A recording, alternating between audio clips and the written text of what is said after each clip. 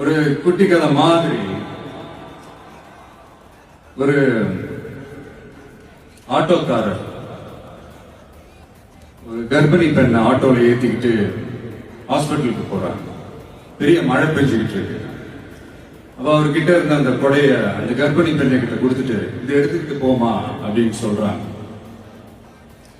அப்ப அந்த பொண்ணு சொல்றாங்க, ஆனா இது எப்படி நான் உங்ககிட்ட நான் திருப்பி கொடுக்கறது? அதுக்கு அந்த ஆட்டோக்காரர் சொல்றாரு, வேற யாருக்காவது தேவைப்படுறவங்களுக்கு கொடுத்துருமா அப்படின்னு சொல்லிட்டு அவர் போயிடுறாரு. அந்த கர்ப்பிணி பெண் அந்த கொடையை எடுத்துக்கிட்டு ஹாஸ்பிட்டல் வாசலுக்குள்ள போகும்போது அந்த வாசல்ல ஒரு பெரியவர் மழைக்கு பயந்துக்கிட்டு அப்படியே கை கட்டிக்கிட்டு நின்றுட்டு இருக்கிறாரு.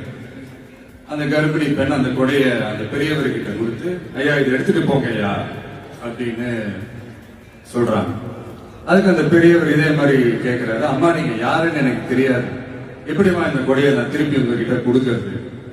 அதுக்கு அந்த பொண்ணு சிரிச்சுக்கிட்டே சொல்றாங்க, வேற யாருக்காவது தேவைப்படுறவங்களுக்கு கொடுத்துருங்க ஐயா அப்படின்னு சொல்லிட்டு போயிடுறாங்க.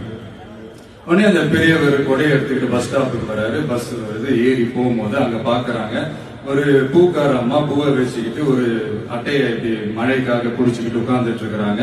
பெரியவர் போய் அந்த கொடையை அந்த பூக்கார அம்மா கிட்ட கொடுத்துட்டு அவர் பஸ் ஏறி போயிடுறாரு.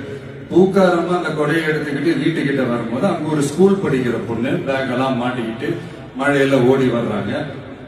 அவங்க போய் அந்த ஸ்கூல் பொண்ணு கிட்ட கொடையை கொடுத்துட்டு, மழையில நனையாதம்மா இதை எடுத்துக்கிட்டு போங்க அப்படின்னு சொல்றாங்க. அந்த பொண்ணு தேங்க்ஸ் அப்படின்னு சொல்லிட்டு வீட்டுக்கிட்ட வரும்போது அந்த பொண்ணோட அப்பா பதட்டத்தோட வாசல்ல நின்றுட்டு இருக்கிறாரு. பொண்ணு மழையில நனைஞ்சுக்கிட்டு வரணுமே அப்படின்ட்டு.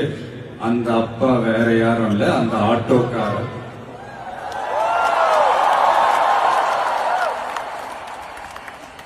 அந்த குடை அவர் கொடுத்த குடை. So the moral of the story is,